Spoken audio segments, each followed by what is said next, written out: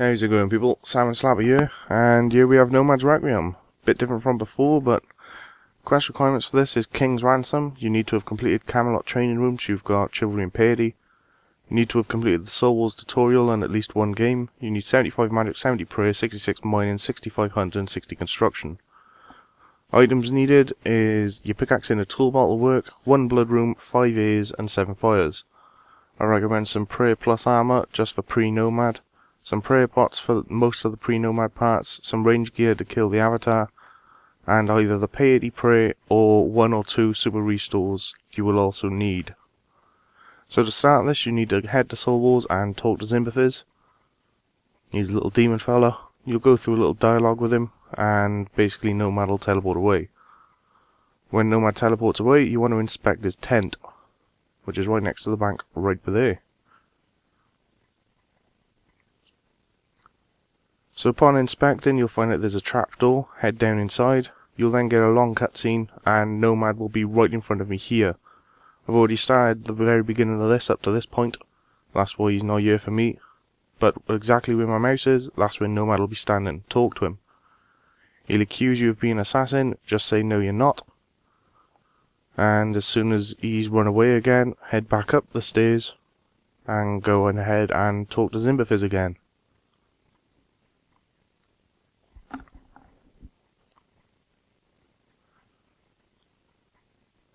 So yeah, sorry about the rushed intro, but the first minute or two of this video was actually corrupted, so I've had to redo just to show you what's happening. But once you finish talking to Zimbafiz for the second time, you want to head back down into the tent, and now it's time to solve a couple of puzzles. So, first things first, you want to head all the way to the southwestern room.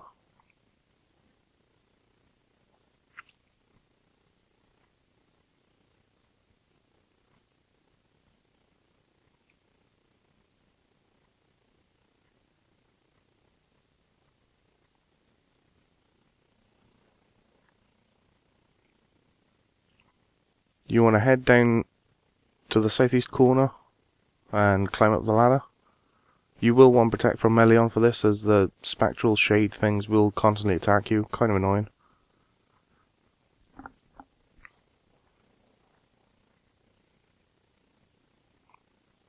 Once you're up here, you want to head to the northern lever and pull that.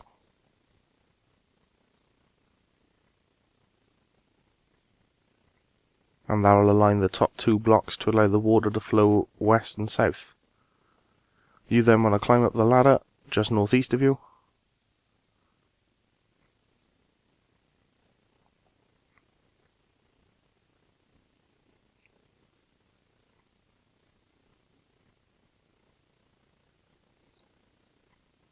And on this floor you want to push the 2 pillars over the top of the drains.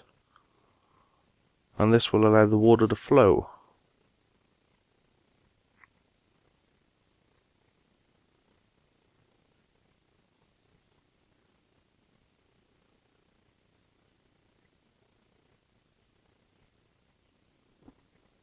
Now you want to head back down a floor.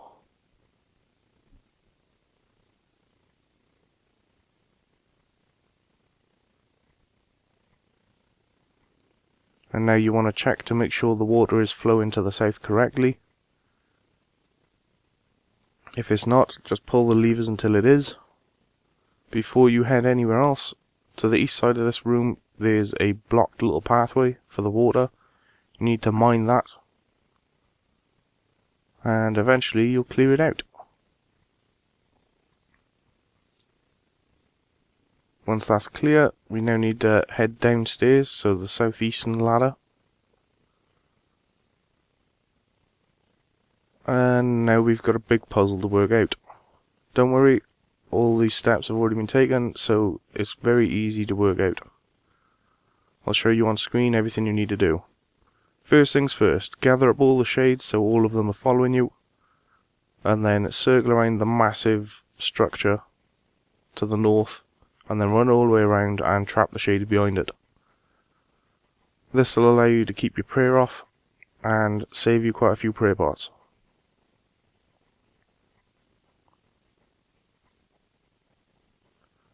So, now it's time to do this little puzzle.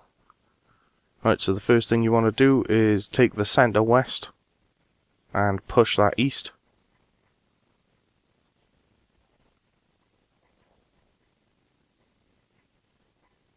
Then you want to take the northwest and push that south.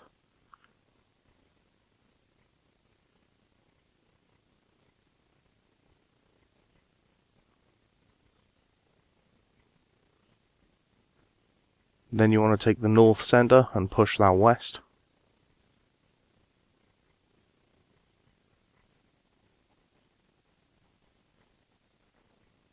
Then you want to get the northeast and push that west.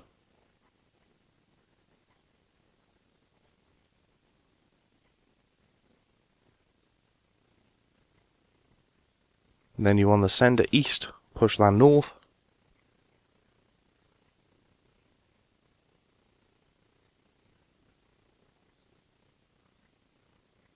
Then you want to push the southeast north.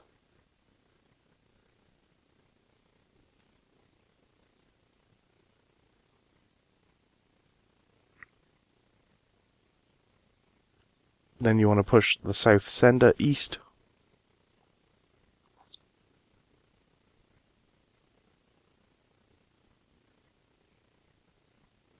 Then you want to push the centerpiece south.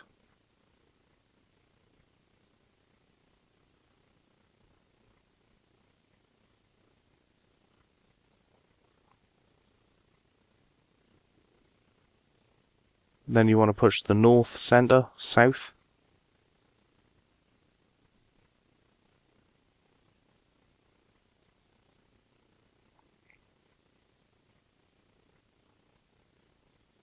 Then you want to push the northeast west.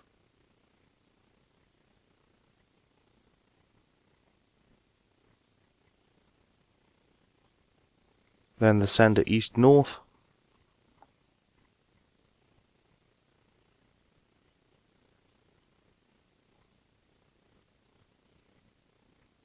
Then the southeast north.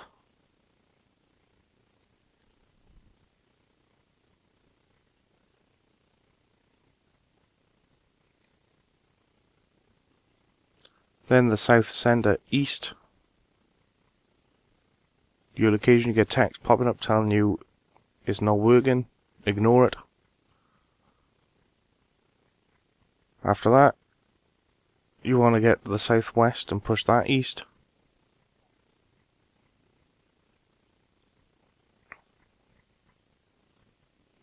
If you happen to step out like I just did, it's easy enough. Chuck on protect from melee, round all your shades up again, and trap them behind.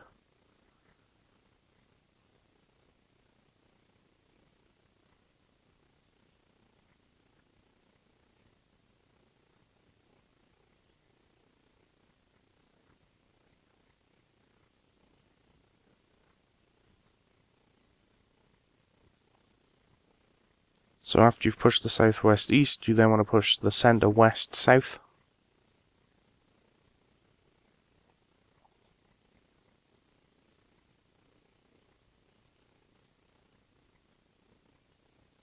Then you want to push the northwest south.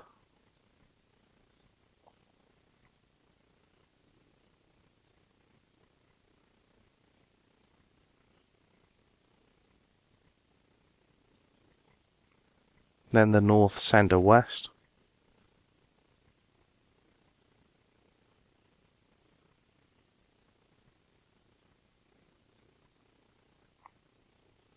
Then the northeast west.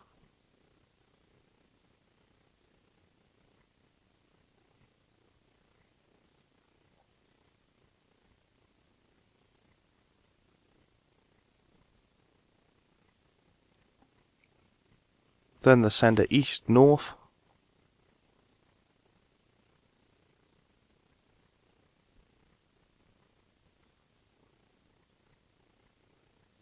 And then finally the southeastern north. And if you did it all correctly, you should break the contraption.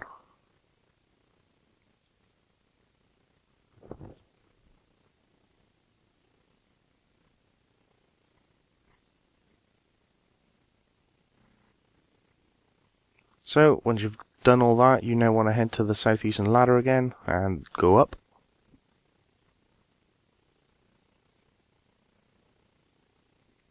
And we've now got to change the water flow to make it go east. So to do that, just pull the southern lever and that should do it.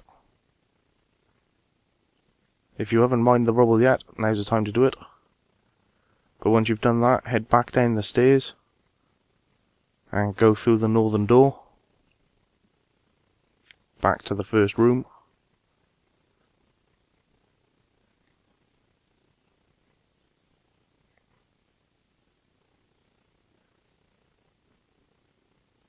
Now for the next little puzzle, head to the southeastern room.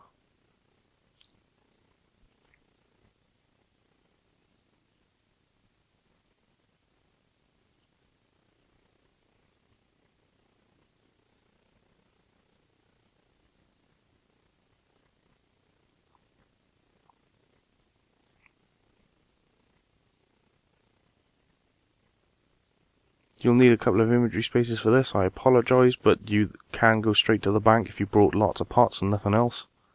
You'll need 4 inventory spaces, and as soon as you've got them, you want to pick up a few pieces of fuel from the corner and follow what I do on screen, as this is a bit too hard to describe.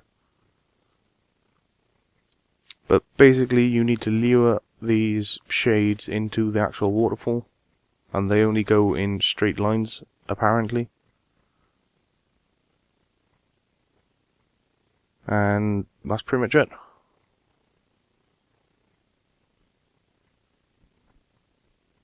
Just make sure you place the last one in the waterfall itself, and you should kill it.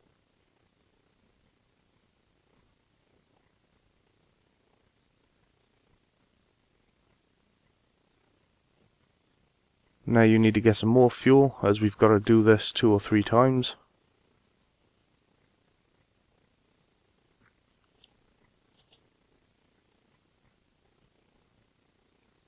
So it's exactly the same thing again.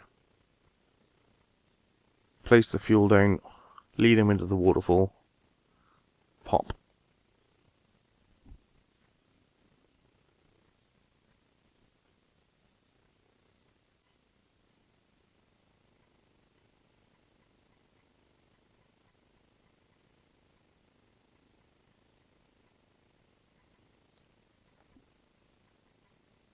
So again, after the second one, do it for the final 3rd time.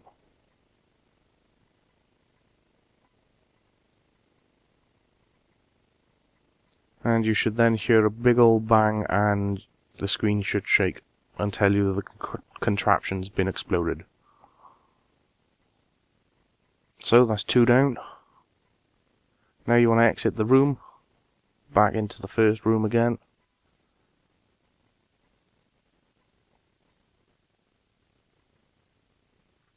And this time we want to head through the northern door.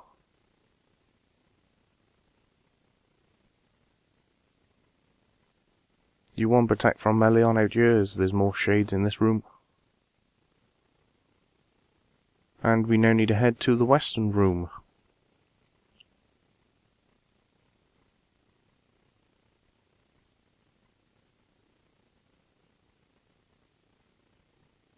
Now if you haven't already, you'd want to get your range equipment now, as we're soon going to be fighting the avatar, which takes a fucking long time to drop.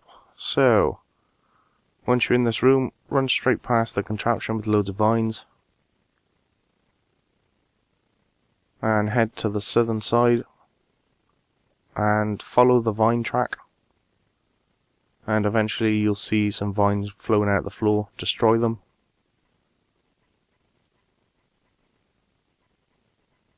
And follow it around to the east, and there'll be another one here.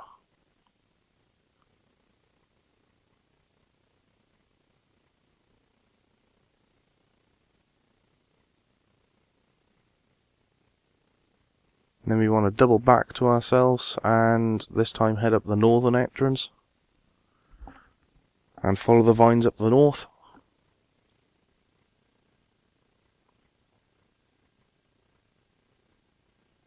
And there will be another 2 of those giant vines to break.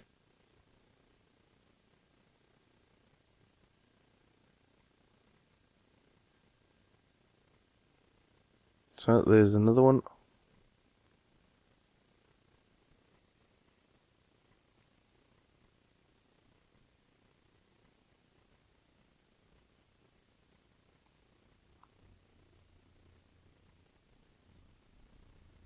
Although I didn't mention it personally at the beginning of the video, Ruby Bolts E would save you quite a lot of time here.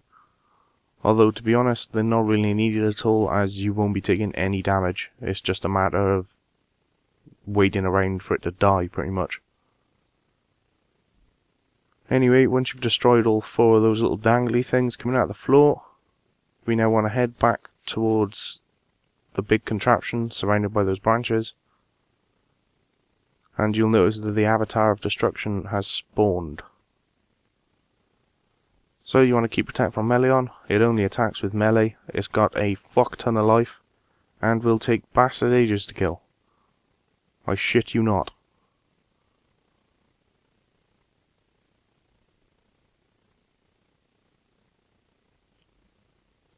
So the basic idea of this is come by here, give or take a space or 2, and you can turn off Protect from Melee because you no longer need it, and just shoot him down. When he gets to 75% life, a root will spawn within the room, and he'll run towards it. If you can, try to gather before him and destroy it.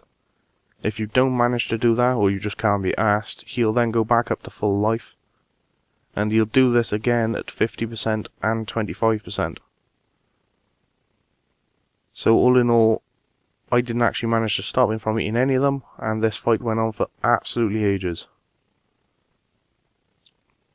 So I fast forwarded the entirety of the fight, because it pretty much just consists of sitting in this spot and ranging until he dies.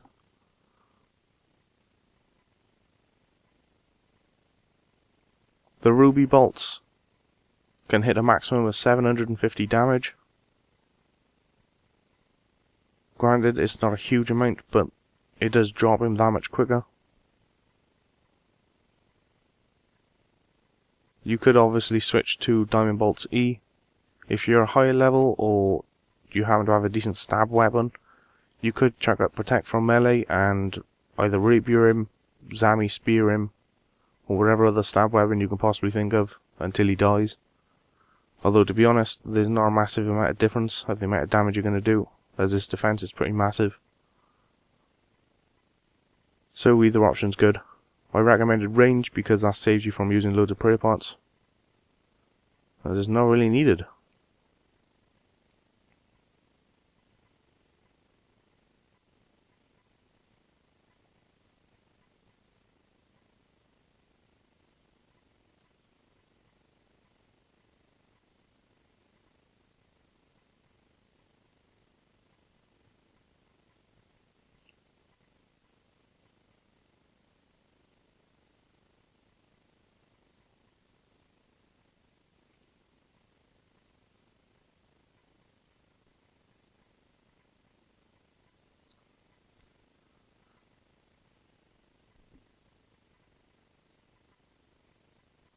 I seriously was not joking when I said this does take absolutely ages.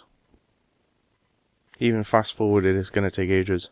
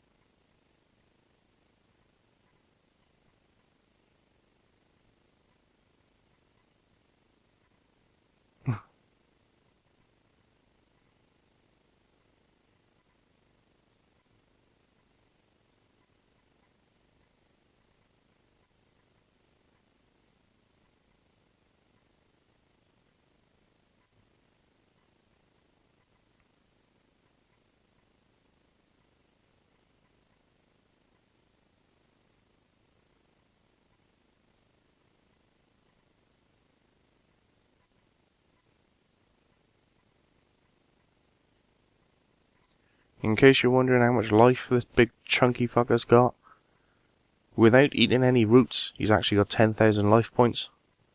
If he eats all 3 roots, he's actually got 25,000 life points. So no matter which way you cut it, this thing will take ages. This is probably an half-hour fight with just root and bolts like I was using, if you don't manage to stop him from eating the roots.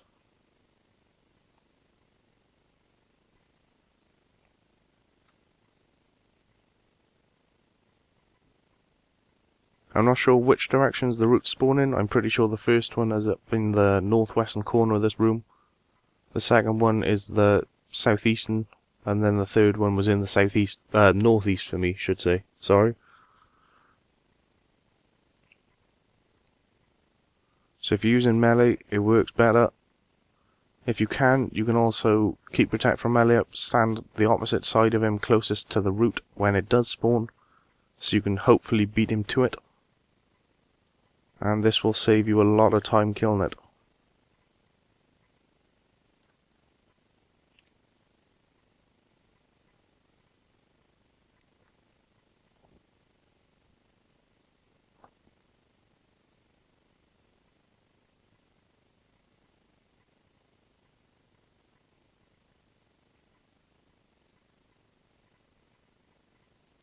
But finally, when it eventually drops, sometime now, you'll destroy the contraption, and now it's time to head to the last room before Nomad. Hopefully you've brought your super restores along with you. If not, then you're on the normal prayer book, so you can use piety.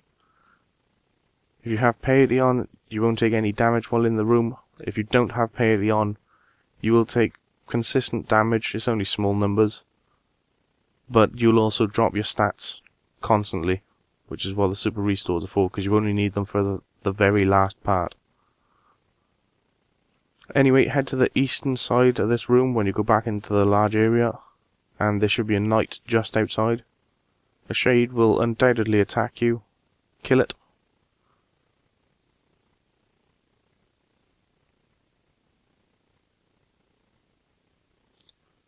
You could probably try and trap it around the north side of the knight on the rocks. If you can't be asked to kill it. Either way, we need to talk to the knight.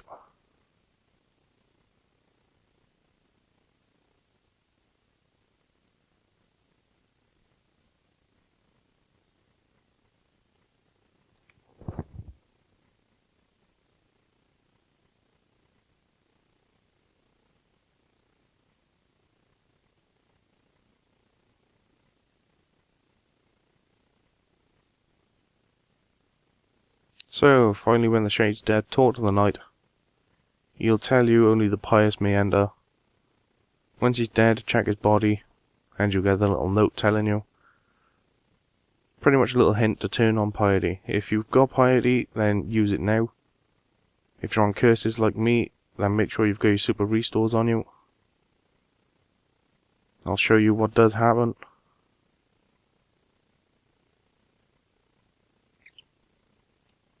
So as you can see, I'm taking constant 10 damage, and my stats are lowering each time. The Slayer Helm and the Master Earmuffs don't work in here, as far as I know. Only Piety will stop it from doing any damage.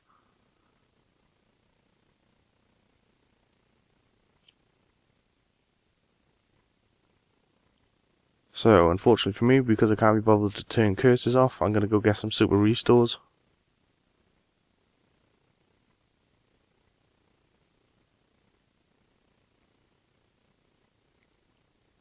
But here's what you need to do in that room.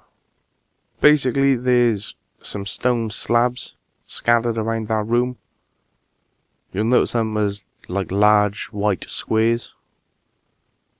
Basically, you'll need 5 of those.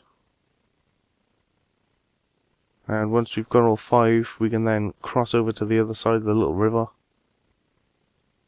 and destroy the machine, which I'll show you in just a second. If you're not using Piety, I highly recommend 2 full restores, or super restores, should say.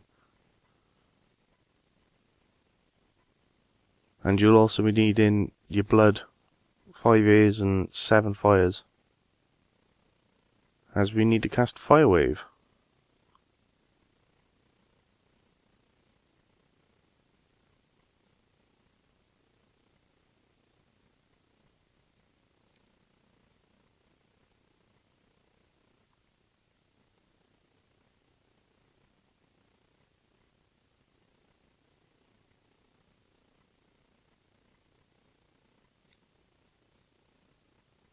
So hopefully on screen now I'll show you where you can pick up the stone tablet. It's not very easy to give directions, but as soon as you enter, there's one just to the northeast of you. There should be another almost directly south of it.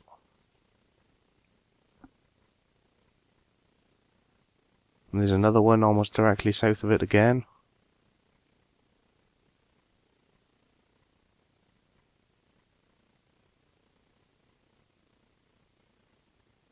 Then there should be one in the northeastern corner. These things do respawn. I'm not sure how quickly or slowly. And there may even be another slab in there, but that's the only ones I've seen, so. Once you've got all 5, you then want to jump across the stepping stones as far as possible and place these stone slabs. And you'll form a little stepping bridge. So jump across, jump across, jump across, place, and eventually get to the other side. Now once you're over here, you now need to use your super restores to get your magic back up high enough so you can cast Fire Wave, and we'll be casting Fire Wave on the explosive barrels just in front of the contraption. So a couple of doses of super restore, quickly switch to your mage and cast Fire Wave on the explosive barrel, and it should explode it like that. So once you've done that, you want to exit the room, and it's time to go stock up in preparation to fight Nomad.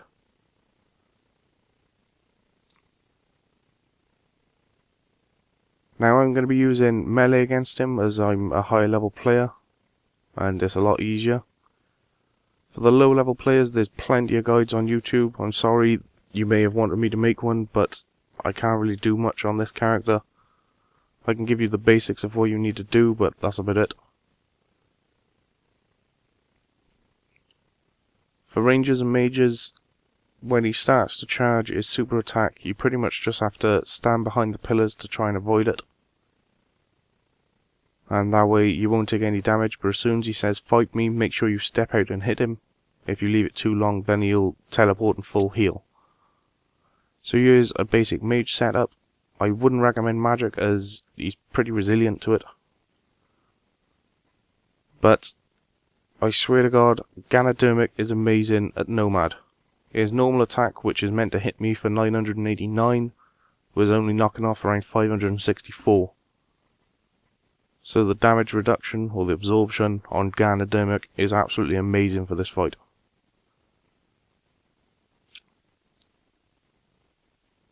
So that's your basic mage setup.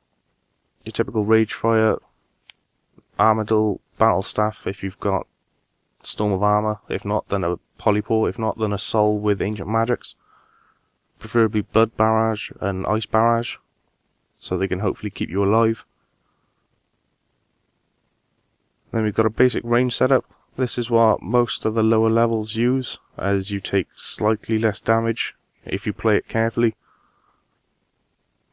But obviously, Chaotic Crossbow, Zarite or Rune Crossbow, Ruby Bolt E, just for the first 50% of his health, just to drop him that much quicker.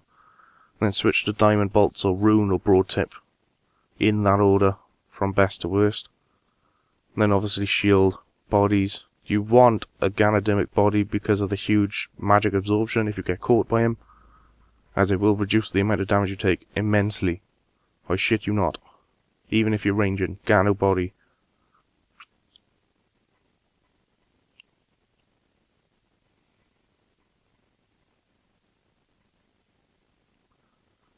Additionally, Nomad is slightly weak to range and stab, So here's a basic melee setup. You can use a chaotic rapier or the chaotic long. Next up would probably be a vine whip. Personally, I was using the vine whip and didn't have any trouble, but then again I am pretty high level, so a dragon defender is best, so you get that better attack, so you're more accurate. You want full Ganodermic, because Ganodermic is amazing. If you haven't got Gano, or for whatever reason you don't want to buy it, then a Nezi helm with carols is a decent substitute. And then obviously Fury and Steadfast or D-Boots, whichever ones you got. The extra accuracy is nice, so I recommend the toggle over the Zerga, but that is completely up to you. But basically, what you want in your imagery is a shit ton of super restores and brews. You want a Beast of Burden familiar, so Yak, Spirit Bird, Spirit Calphite or Turtle, either way. And you'll also want either a healing familiar, in case you run out or you gain or you've used everything in your bob, or a fighting familiar. So for higher levels, your fighting familiar would be an Iron or Steel Titan. For your lower level, it's a Spirit Cat with, I can't even remember what it's called, but it's special attack scrolls, as you'll be surprised how much damage that will actually help you do. Healing familiar, I wouldn't recommend anything other than one of the healing titans or a uni, just because the bunyip really won't make a massive difference here. You're better off with a Spirit Cat or something.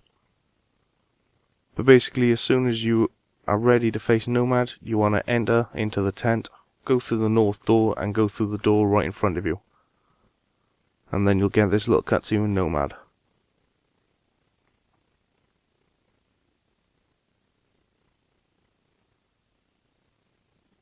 So I can give you some basic tactics, no matter which style you're using, although I'll be using melee for the entirety of this.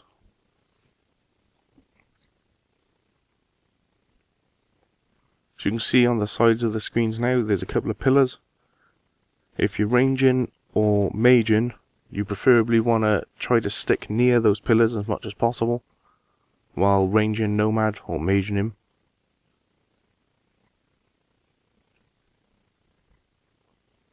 When you see him charge up his special attack, which you'll see soon enough, you then want to hide behind it, and that'll save you about half of your health. 750 damage I think it's meant to do. If you're wearing Gano, that's a lot less. But basically the first thing you'll do is plant some mines around you. If you're ranging or manging, I would highly recommend moving outside the radius of these mines. You can walk diagonally in between them without setting them off. If you happen to stand on one, you'll take about 400 damage. And if you happen to be next to one when it actually goes off on a timer, then it'll hit anywhere between 400 and 750, I believe. This attack now you see on screen, where he's saying some random nonsense, is the one where he hits you for about 750 damage if you're not wearing Gano. When you see that as you're ranging or maging, you want to hide behind a pillar so you can avoid taking any of the damage at all.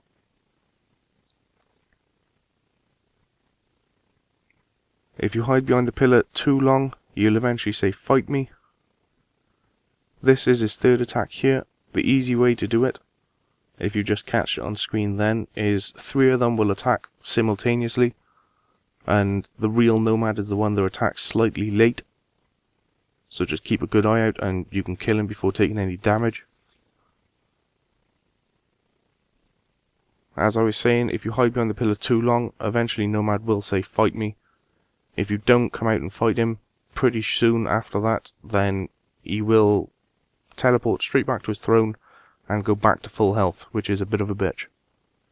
So this move, where he teleports you in front of his throne and then freezes you, is his max damage. At this point you want to spam heal up to max health. And as you can see there, just using the Ganodermic, he didn't even take off half my health. That's how much of a big difference Absorb Magic will do to you. That's why I highly recommend it in all 3 styles.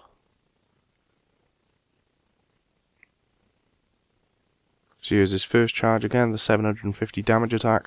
Oh, no, mine, sorry. Going ahead of myself. So for these, if you're meleeing, don't even bother moving. And you'll be perfectly safe.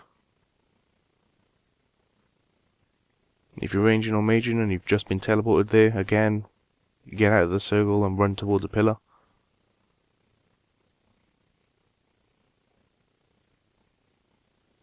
So here you can see he's just charging his 750 damage.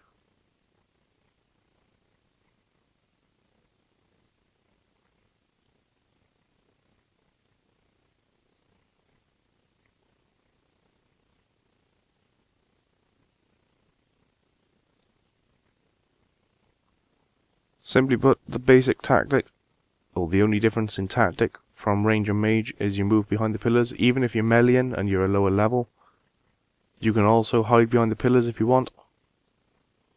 But it'll be a bit close of whether or not you can actually get behind the pillar before he pulls off his attack. But it's worth trying, just so you can see.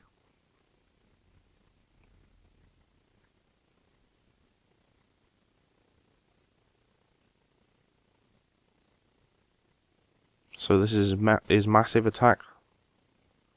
The max health -1. So just remember to heal up to max, and you'll be perfectly fine for this.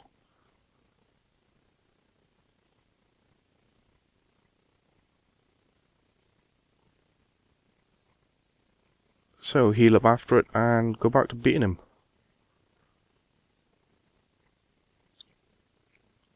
That's pretty much the basic tactic. Once he reaches 25%, for the first time, his health will go straight back up to 50%.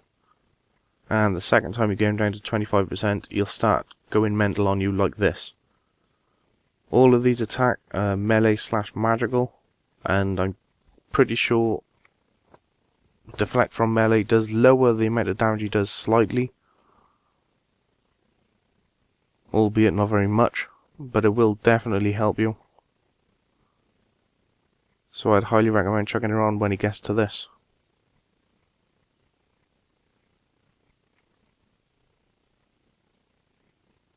And eventually, you'll kick his ass.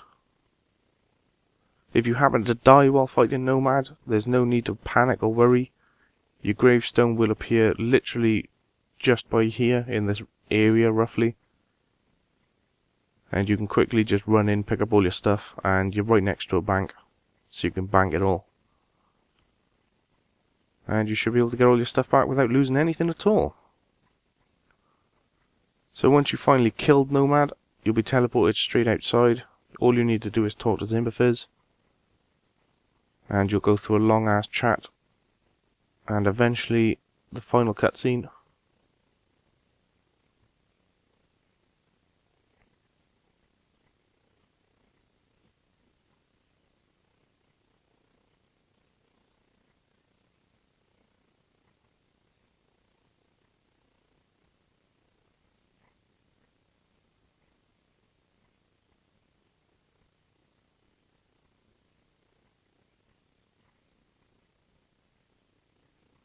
So all in all, not a massively hard quest. The boss is about the only thing that could possibly cause you trouble in this.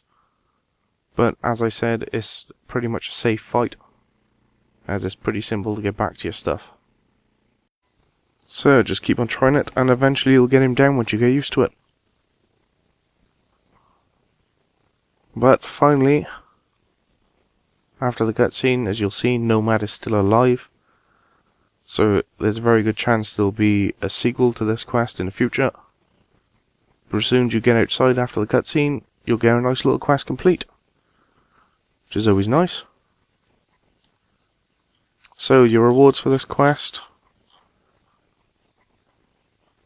you'll be getting 3 quest points, your 70 Soul Wars Zeal, your Soul Wars respawn points. If you talk to Zimbafiz, you can get your own Soul Wars cape. And additionally, Nomad and the Avatar will be thrown into Dominion Tower. Additionally, the Bloodwood tree you can now cut in Soul Wars. So all in all, pretty good quest. Nice to do. Closer to my Goliath gloves. And I'll have the Dominion video up soon. Catch you later.